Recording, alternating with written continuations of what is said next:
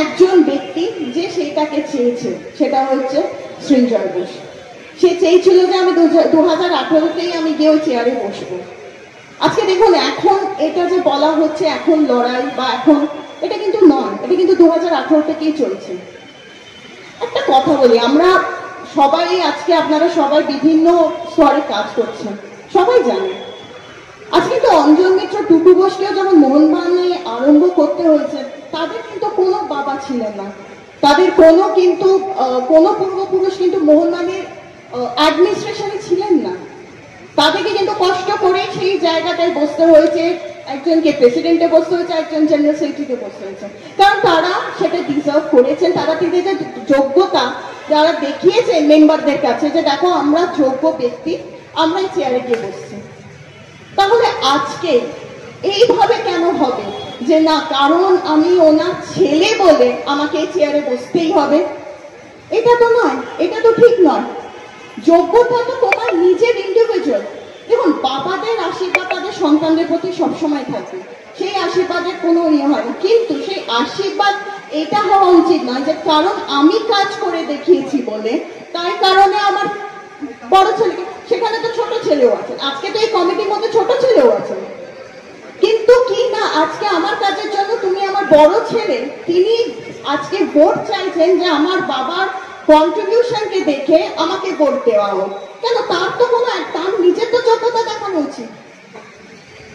আজকে ওনার, আপনি যদি বলেন যে আজকে ফার্স্ট হচ্ছে জেনারেল সেক্রেটারি, আমাদের এই মানে মোহনবাগানটা প্রথম মনে করে দেখুন আজকে মোহনবাগান কিন্তু পৃথিবীতে আমাদের তাদের মেম্বার সাপোর্টার সব কিন্তু পৃথিবী জড়িয়ে আছে। আজকে সেইভাবে কিন্তু মোহনবাগানের যারা বা এক্সিকিউটিভ কমিটি বা আজকে আমি যেটা বলবো যে জেনারেল সেক্রেটারি চেয়ারটা, আজকে কিন্তু আমরা এখানে অনেক আনসারেবল সাপোর্টার মেম্বারদের কাছে।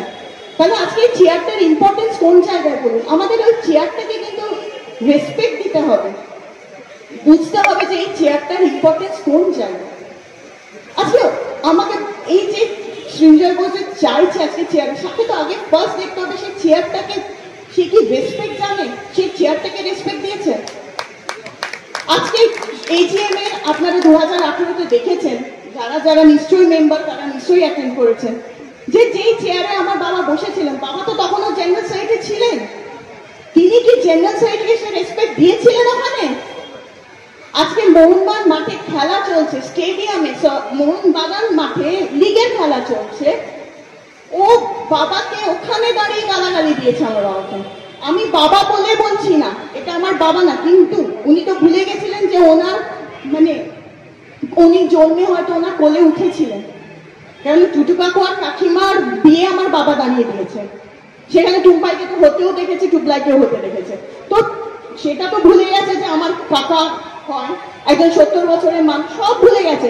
কিন্তু ভাবো তো, তুমি তো মোহনবাগান, তখনও তুমি জেনারেল সেক্রেটারি, তুমি সেই চেয়ারটাকে তুমি ওখানে দাঁড়িয়ে যখন গালাগালি দিচ্ছ ওনাকে, তাহলে তুমি কাকে গালাগালি দিচ্ছ? তুমি চেয়ারটাকে গালাগালি দিচ্ছ।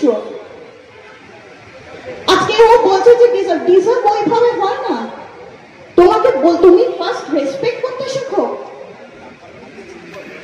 আজকে যেটা বললাম যে 2018 থেকে কিন্তু বলা হচ্ছে যে না, 2018-র ক্ষেত্রে বলা হয়েছে কি না দেবাশিস দত্ত উনি নাকি সম্পর্ক খারাপ করেছেন, উনি নাকি, কিন্তু আমাকে বলুন তো 2020-তে যখন ওই মুহূর্তে যখন টুটু কাকু রিজাইন করলেন ফ্রম জেনারেল সেক্রেটারি, উনি প্রেসিডেন্ট হলেন, ওই চেয়ারটা যদি দেবাশিস দত্ত, তাহলে হলো না কেন? যদি দেবাশিস দত্তর জন্য যদি আমাদের ঝগড়া হয়েছিল দুই বন্ধুর, ওখানে কিন্তু কে বসেছিলেন? টুম্পাই। ওখানে কিন্তু দেবাশিস দত্ত বসেন, অ্যাকচুয়ালি দেবাশিস দত্তকে ওখানে স্কেপগোট করা হয়েছিল। সেটাই কিন্তু প্রমাণ যে এখনো কিন্তু ওনার অলওয়েজ এটা টুম্পাই চেয়েছে যে আমাকে ওই জেনারেল সেক্রেটারিতে বসতে হবে। আজকে তো এই নয় যে না দিন শেষ হয়ে যাচ্ছে ওকেই বসতে হবে, যোগ্যতা দেখাও। আজকে তো যদি সেভাবে বললাম তো যে যদি 2020-তে তো দেবাশিস দত্ত বসে, আচ্ছা আমি অ্যাডমিনিস্ট্রেশন যদি দেখি তো উনি তো 95 থেকে তো যুক্ত আছেন ক্লাবে, তাহলে সিনিয়রিটি ইন অ্যাডমিনিস্ট্রেশন ওনার হওয়া উচিত, কিন্তু ওনাকে না, সেখানে কিন্তু টুম্পাইকে বসানো হয়েছিল, কিন্তু লোকের কাছে বোঝানো হয়েছিল কি যে না আমি আমাদের মধ্যে যেই সম্পর্ক বাবার সঙ্গে নাকি ওনার খারাপ হয়েছে, that was because of Debashis Dutta. দেখো 70 বছরের সম্পর্ক, 70 বছরের তো সম্পর্ক ছিল, তাহলে 70 বছরের সম্পর্ক সম্পর্কটা কি একজন 25 বছরের সম্পর্ক ভেঙে দিল, তাহলে সেই সম্পর্কটার ডেপটা আমরা কি বলবো বলুন?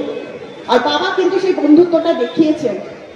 বাবা কিন্তু যেদিন বলেছে, যেদিন টুটু কাকু দাঁড়ান জেনারেল সেক্রেটারিতে, বাবা কেন নমিনেশন উইথড্র করে জানেন? কারণ বাবা বলেছিল মোহনবাগান আমার সবটাই কাছে, কিন্তু টুটুর সঙ্গে আমি ঝগড়া করতে পারবো না, টুটুর এগেনস্টে গিয়ে আমি ও একটা জায়গায় পোস্টে আমি দাঁড়াবো না, ও জিতো খুব ভালো, আমি সেই জন্য চলে গেছিল। তাহলে উনি কিন্তু ওনার বন্ধুত্বর এটা কিন্তু দিয়ে গেছিলেন, কিন্তু ওনার মনের মধ্যেও তো এটা দুঃখ আছে যে আজকে যেদিন টুটু কাকু রিজাইন করেছিল, যখন ওই 2018 বাবার শখ পেয়েছিল, বললো এইটা কি করলো টুটু। আজকে যে কোনো মিসআন্ডারস্ট্যান্ড হতে পারে, সেই মিসআন্ডারস্ট্যান্ড বন্ধু মিলে তো যদি সেই বন্ধুর ডেপ থাকতো তাহলে মেটানো উচিত ছিল।